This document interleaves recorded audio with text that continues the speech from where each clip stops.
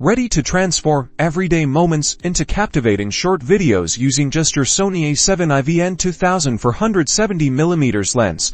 Let's dive in. First, ensure your camera is set to video mode and choose your resolution for K at 24 or 30 frames per second is a great starting point for that cinematic look. This lens is incredibly versatile. At 24mm, capture expansive scenes and establish context, then zoom to 70mm to isolate subjects and create shallow depth of field, blurring the background for a professional touch. Aperture controls the amount of light and depth of field. A wider aperture, like f/28, creates beautiful background blur, perfect for portraits or highlighting specific details. Narrower apertures, like f/8, keep everything in focus, while you're ideal for landscapes. Aim for a shutter speed that's double your frame rate, so if you're shooting at 24 frames per second, set your shutter speed to 1/50th of a second. This prevents excessive motion blur and keeps your footage looking smooth. Keep your ISO as low as possible to minimize noise, especially when shooting indoors or in low light. Experiment to find the lowest usable setting for your environment. Get creative with your shots. Try tracking subjects as they move,